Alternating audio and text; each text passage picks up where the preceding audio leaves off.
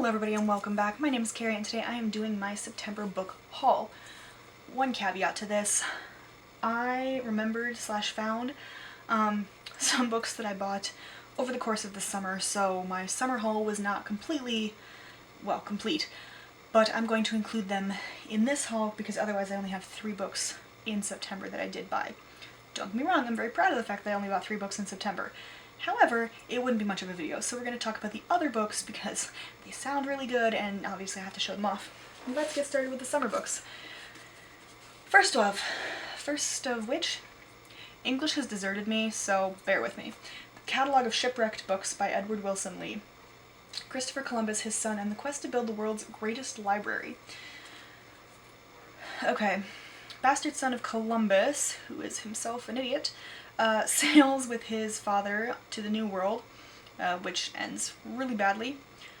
So after Columbus's death, the kid tries to surpass Columbus's project to encompass the globe by building a library that collected everything ever printed and much that wasn't.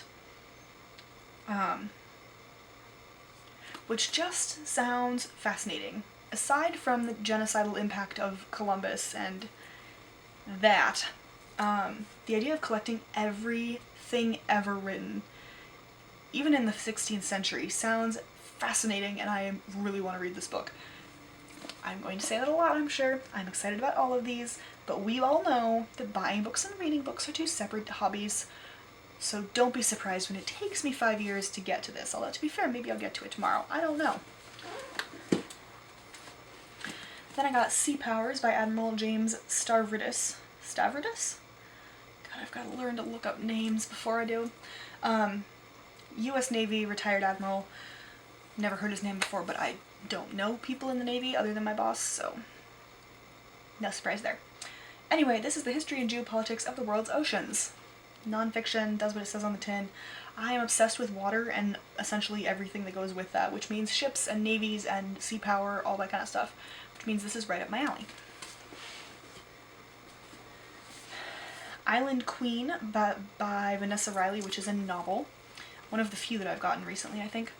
And this says, born into slavery on the tiny Caribbean island of Montserrat, Dorothy brought her freedom from her Irish planter father, God, that's awkward, then built a legacy of wealth and power as an entrepreneur, merchant, hotelier, and landowner that extended from the marketplaces and sugar plantations of Dominica and Barbados to a glittering luxury hotel in Demerara, on the South American continent.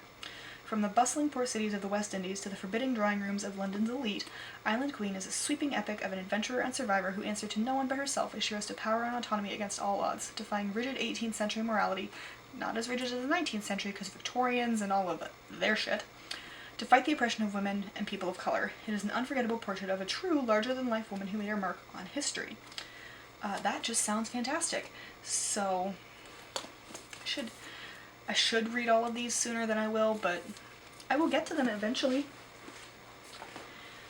I also got Cuando era Puerto Riqueña. I can never say that word that quickly because it is a mouthful to me, by Esmeralda Santiago. Lordy, Spanish is abandoning me too. Anyway, this is a memoir of this woman's life. Obviously, she's Puerto Rican, and I want to read more books in Spanish. This one is fairly short. I'm hopeful that it's somewhat simple language. We will see if I am correct or not. But at any rate, I will get to this at some point. My sister was going through her books. I think I mentioned that with one of the others. And she gave me a Lady Darby mystery, A Study in Death by Anna Lee Huber. This is Scotland, 1831. Lady Darby has a romantic and business partner in Sebastian Gage. Her sister is trying to make the wedding the event of the season. Kira wants to get the fuck out.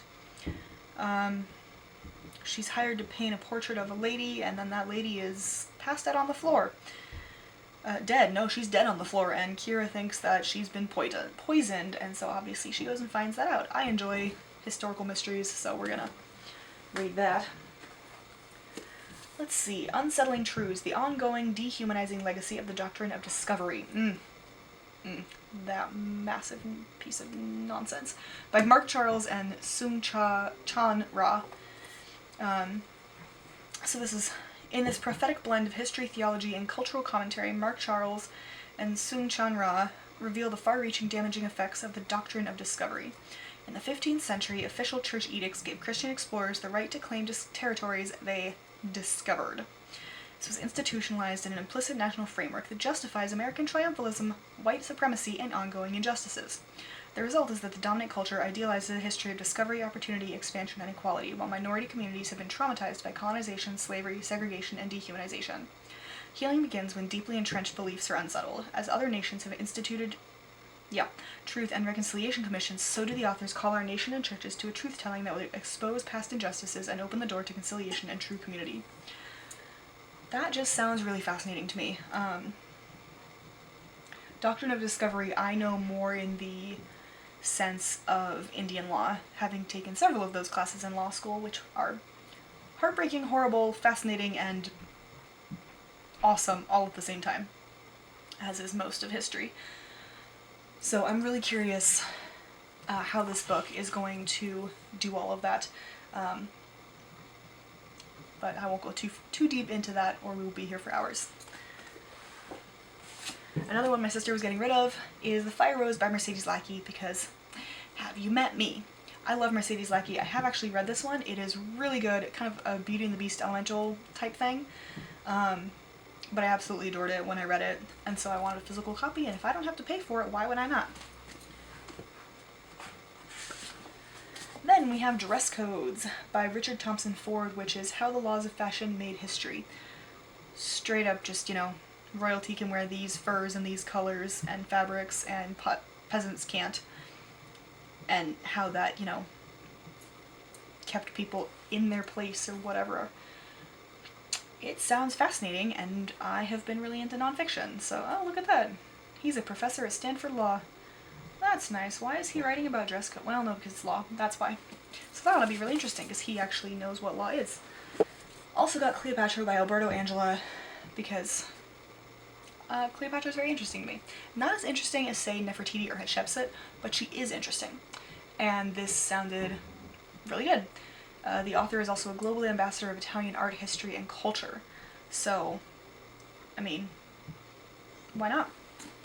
She was kind of important to Roman history. And then the three that I actually bought in September. Rin Chapeko came out with Silver Under Nightfall in September, which I am very excited about. It is vampire thruples. And quite frankly, that's all I really needed, because I have enjoyed everything else they've written. That I've read, I should specify. I read the... Why do I feel like they have multiple... Never Tilting World, that's why. They wrote the Never Tilting... Did they? Why is that not here then? I don't know. Yeah, they did. They wrote the Never Tilting World, which I loved. I've read Wicked As You Wish, and I've read The Bone Witch, and haven't finished those series, so I need to finish those series that they've written. But I really love their writing. I think they're really good.